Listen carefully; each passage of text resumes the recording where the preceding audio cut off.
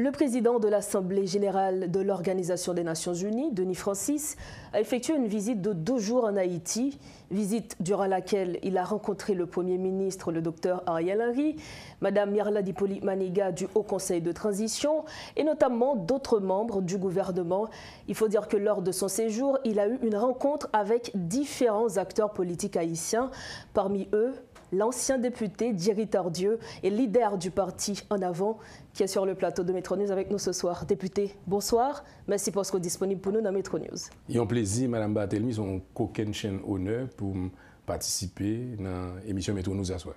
Alors, je nous dis déjà, diplomate Denis Francis, il était venu en Haïti, il était organisé une réunion ensemble avec différents acteurs politiques et où c'est une monde qui était dans la réunion. Est-ce que gagné de avancées qui fait dans ça qui est pour ensemble avec position que chaque acteur politique a gagné dans la réunion ça? Nous ne pensons pas qu'il y a avancé qui fait, mais nous pensons tout que faut nous pas saisir que pas gain avancé qui fait parce que son processus a continué. Effectivement, le président de l'Assemblée générale des Nations Unies a été invité nous.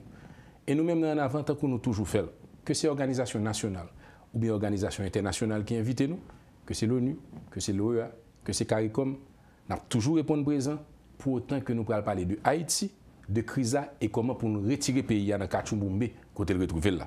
C'est pour ça d'ailleurs que nous répondons présent à l'invitation ça. Et nous sommes contents là et puis nous avons réalisé que plusieurs partis politiques importants qui sont dans le pays t'es représenté. Bon table là. Tu as gagné 21 décembre qui était là. Tu as gagné Accord Montana qui était là.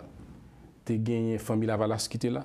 Tu as gagné Fonds Unique qui était là. Justement. Et tu as gagné En Avant, moi-même, serviteur qui était représenté, joue ça, dans la rencontre ça. Alors, nous connaissons que chaque acteur, ça yo tout gagné de position. Par exemple, Fonds Uni qui a demandé départ au Premier ministre Ariel Henry. Et nous connaissons tout Accord Montana qui dit que yo pas nan chita pas l'ensemble avec le Dr Ariel Henry.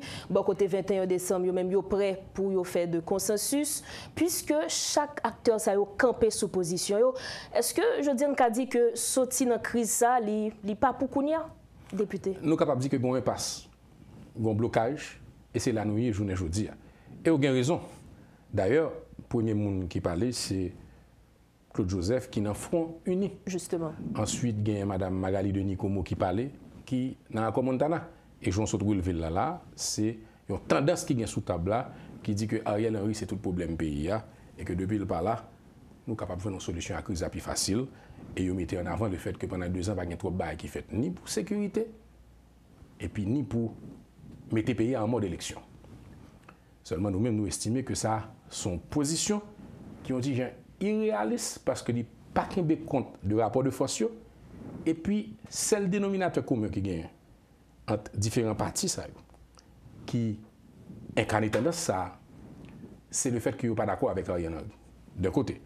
De l'autre, tu as Majorie Michel qui parlait pour 21 décembre, et qui lui-même tout montrait que l'autre bord, c'est l'accord 21 décembre qui pouvait mettre le pays à sortir dans la crise.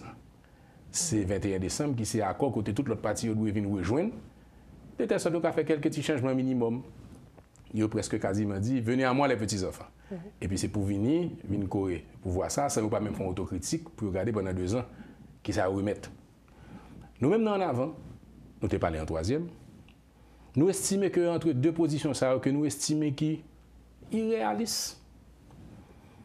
Irréaliste pour qui ça? Irréaliste parce que... côté irréaliste dans chaque position ça? Parce que Haïti a besoin d'un compromis politique sérieux, responsable, équilibré, patriotique et national. Donc, yon accord, est-ce que on va parler de yon accord? Et si accord là, est-ce que nous-mêmes, au niveau de En Avant, nous avons d'accord fait yon accord avec le Premier ministre Ariel Henry pour nous sortir dans la crise là? Accord, entente, pacte, les gens veulent, ça nous besoin. C'est un consensus politique pour nous capables d'entendre nous sur plusieurs bagailles. D'abord et avant tout, sur un exécutif équilibré. Qu'est-ce que ça nous veut dire par exécutif équilibré? Ça veut dire nous t'arrêtons que dans tête pouvoir, pas gagner un seul monde, un seul premier ministre qui c'est celle qui chante Jean Saillé journée aujourd'hui. Il faut gagner un premier ministre qui à la tête, que c'est Ariel Henry ou bien l'autre. Ça qui est important pour moi, c'est former le gouvernance. C'est-à-dire que faut un exécutif bicéphale, ça veut dire qu'il faut un exécutif qui gagne un bon premier ministre avec il y a un gouvernement d'union nationale, ça veut dire qu'il est formé de patriotes conséquents, compétents. Et je vais ajouter, Mme Barthélemy, que nous pas souhaité parti politique participer dans le gouvernement de transition. Parce que parti politique pendant la transition, c'est à l'entraîner, à le chauffer pour aller dans l'élection venue. Ça, c'est d'un côté. De l'autre, un exécutif équilibré, il faut un conseil de transition qui gagne des prérogatives présidentielles qui font équilibre dans tête l'État. Nous-mêmes, c'est notre tendance ça que nous retrouvons, nous, parce que nous trouvons son tendance qui est responsable. Il n'est pas modéré, il n'est pas équilibré, il est responsable. Et c'est ça nous besoin journée aujourd'hui pour nous sortir de la crise. Donc, si nous bien comprenons, nous-mêmes, au niveau de En Avant, nous prêts pour nous taponner une transition. Et nous avons retourné un peu sur la déclaration Mme Maria Isabelle Salvador qui t'a dit que pas qu'à gagner en transition, on est en transition. Qui ça vous pensez de déclaration ça? Moi, je ne vais pas commenter sur la déclaration et Maria Isabelle Salvador que je m'attendais.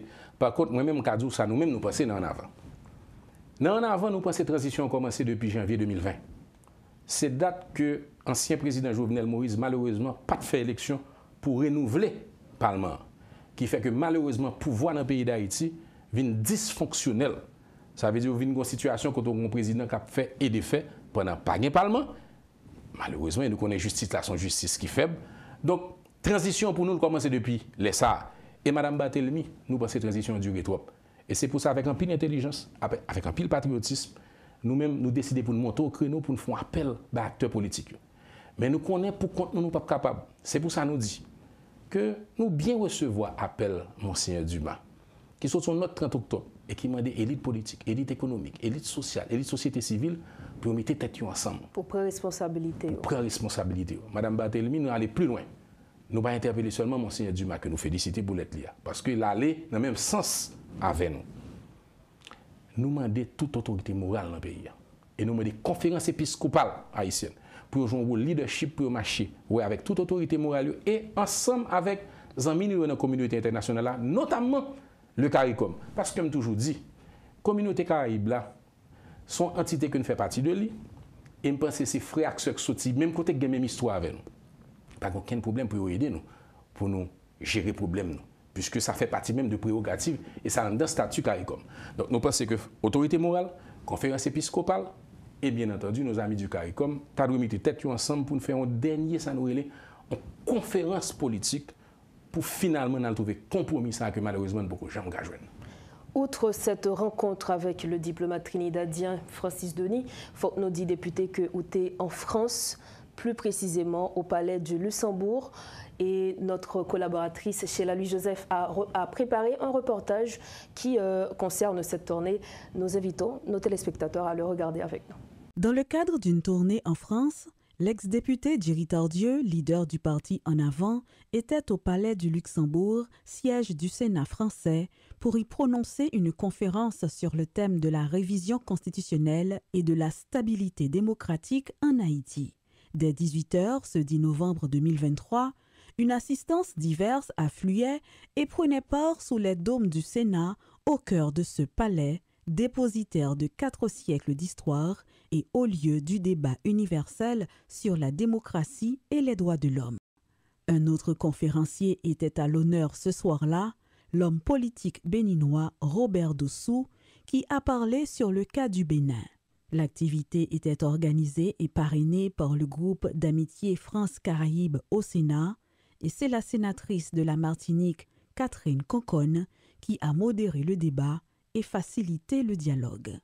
Depuis quelque temps, Djeri Tardieu tente de faire revivre la question de la réforme constitutionnelle tant en Haïti qu'au niveau de la diaspora. Rappelons qu'en 2020, il avait présidé au Parlement une commission spéciale chargée de proposer des amendements à la Constitution.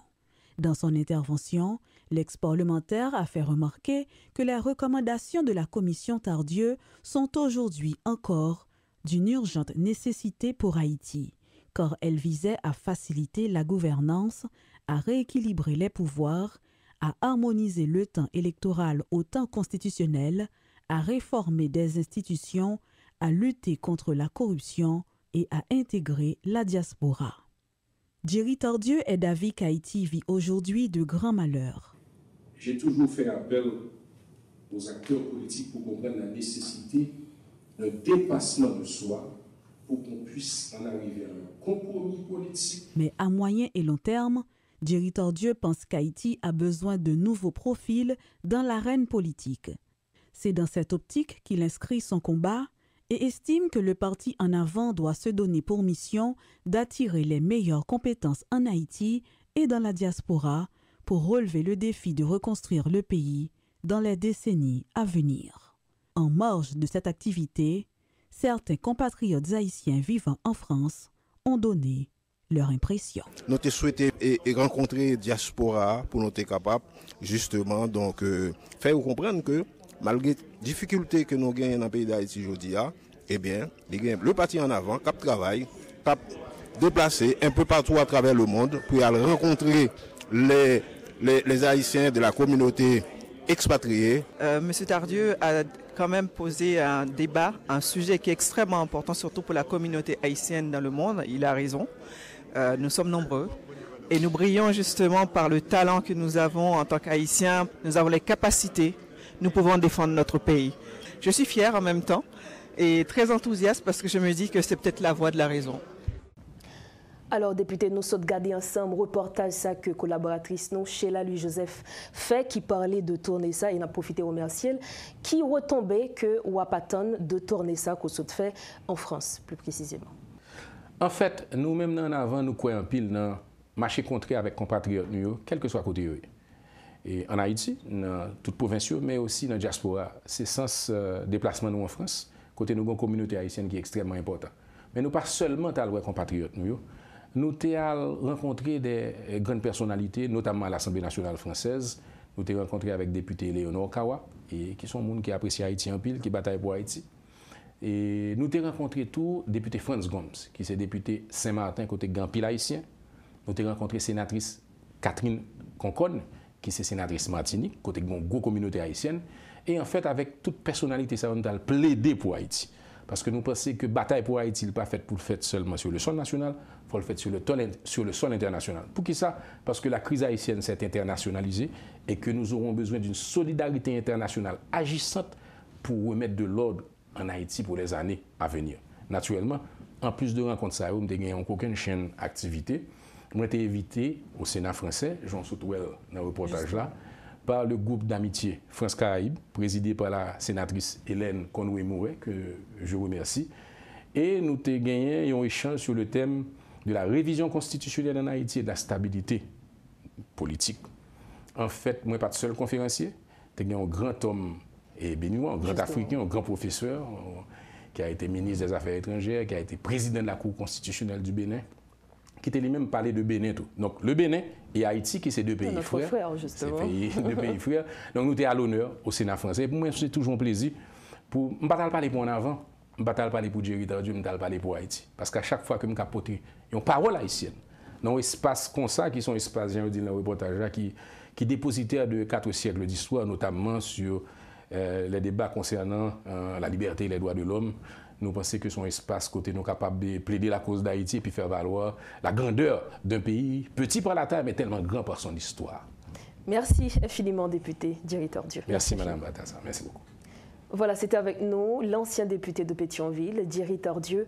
Avec lui, nous avions échangé sur cette rencontre qu'il y a eu avec le président de l'Assemblée générale de l'Organisation des Nations Unies, le diplomate Francis Denis, qui a effectué récemment une visite de 2 jours en Haïti.